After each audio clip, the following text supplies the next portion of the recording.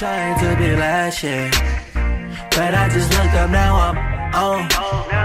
But I just looked up, now I'm on. But I just looked up, now I'm on. But I just looked up, now I'm on. And I said, whoa, whoa, whoa, whoa, yeah, yeah, yeah, yeah. And I said, whoa, whoa, whoa, whoa, yeah, yeah, yeah, yeah. Oh yeah. I said, whoa, whoa, whoa, whoa, yeah, yeah, yeah, yeah. You always.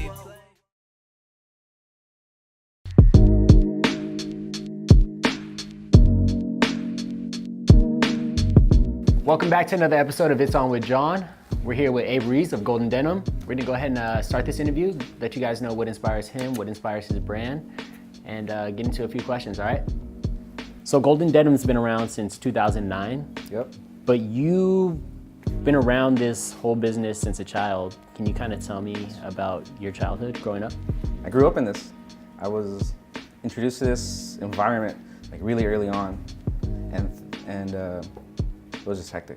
It was one thing that I didn't want to accept that I liked. It was kind of like, I love it. I love to hate it, but then I hate to love it. It's kind of one of those things. Why so? Because I was always around it as a child. I would always be here at the factory or be at the warehouse all the time. And I didn't really have a regular childhood where I was at a playground or anything like that. I was always here. So it was like something I liked, but then I didn't at the same time, if that makes sense. So what inspired you to start Denim? Necessity. Necessity? How so? Can you elaborate?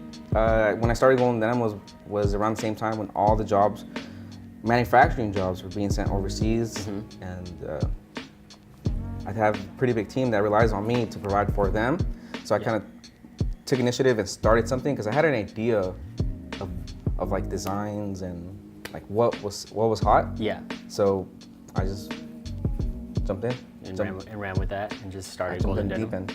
Obviously, I mean, look to what it's grown to now. So I mean, you obviously had a plan and executed it. So a lot of people still tell me like, oh, it's big. For me, it's still the same people, still the same team. So yeah. So I still consider it to be like a little baby, a little infant that needs a lot of nourishing, a lot of time invested. So okay, it'll still be bigger. Could definitely be bigger. Yeah. I mean, always progression, right? Yeah. So how do you come up with your designs? Do you sketch them out? Do you draw? I mean, how does everything come together? How does everything come to fruition? Yeah, how does everything come to fruition, come to life? I don't sketch anything out, actually. This is a trade secret for you guys too. At all? I don't sketch anything out. Everything I do is completely up here. I don't draw anything. I don't write anything down. Everything's done up here. Just because what makes my life a lot easier is that I know how to sew.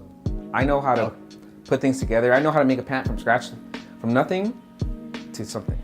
Okay. And that's what helps me out because whenever I'm sewing or whenever I'm making something new, I know if I fold this way, I know how it's gonna look on the outside or on the inside. So that's really helps me out a lot. Is that since I know my actual trade, I don't have to depend on anybody. I do what I want, how I want it, and that's how it comes about. Damn. Yeah, so it's trade secret. If you guys are trying to design your own things, learn how to make it from scratch, because then you have a better understanding and a better respect for what you do. I mean, just so you guys see, like, this is the whole basis of why, I started this, just to get the whole creative process and see how these creative people's minds work. And I want you guys to kind of realize, what goes into every piece or what goes into the brand, how things are created. And thank you for sharing that knowledge. Yeah. Where do you tend to draw inspiration from when designing your jeans, and then also for new seasons? Well, I just started traveling a lot more than before. Usually I'm like a little hermit. I just like to be in my desk and just stay there, but a lot of people have been enticing me to travel more, which I've been doing. And yeah, because you just got back from Europe, right? Yeah. So tend to pull from your travels, and then what else? From the places I visit. Yeah. And then how so? Like, what sticks with you as far as coming into a design process and you're traveling? Can you explain what really sticks out or stands out to you as far as what you look for? And designing? Whenever I'm anywhere, I'm always observing my environments. I'm always looking at everything, it's always a weird thing, but I look at a lot of what people are wearing from head to toe, and it's kind of sometimes got me in a little trouble, but yeah, I tend to look at what people are wearing, how people style their things. The different styles and the different cultures is quite inspiring. So Okay, so just different style cultures from overseas or wherever it might be, to see how people are. styling, putting the outfits together, Yeah. and like why they wear this or why they wear that. It's kind of, it all has to do with my new like designs. Okay. As an individual, what inspires you every day to keep pushing? My team, yep. I feel I have a team that when we all work together, we push each other. So I want to say a lot of my drive comes from my team, because we each, like I said, we each push each other to do better, and we're always like, I want to say competing against each other, which it's like friendly competition. It's pretty good. So. From your experience of being in business, what's the most difficult part about maintaining a business? And any word of advice to someone looking to start a business, what would that piece of advice be? If you are deciding, or if you are thinking about starting something, just know that you're going to spend a lot of money. A lot of money at first. I think my first year, I don't want to say how much I lost, but I lost a great amount, like a significant amount of money. And that was just trial and error. That was just thinking what I thought, at the same time, thinking what I thought was cool, and that didn't really necessarily translate over to sales.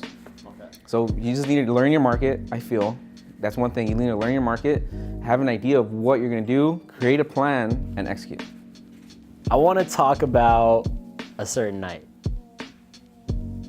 December 10th, 2016. Can you tell me how that night affected your life and the way you live today? I had a motorcycle accident, a really bad motorcycle accident that kind of had me still for a while. I wasn't really mobile. It really changed the way I work, because before I would just run around, do everything. But with the accident, I feel like it was a blessing in disguise, because it really forced me to sit down and work at my desk, which before, like I said, I'll just be running around trying to do as much as I can. But when you, like, this is also what made me realize what a great team I have, because I would just ask them like, hey, we need to do this, and we executed perfectly. I think that's also what has a lot to do with why we had a great year. So I consider that to be a blessing in disguise. And then those who are riding motorcycles, be careful. Be careful. No, definitely. Stay alert. Definitely. Abe, so thank you again, man. Thank you for taking the time, sitting down, talking to us. Man, like I said, guys, cool dude right here. If you guys want, follow them at Golden Denim on Instagram, and be on the lookout for everything that they have coming out. Like he said, collabs and just a lot of other dope designs. But, appreciate it. Thank you for taking the time. It's always good. Appreciate you. Until next time, guys, signing off. Peace.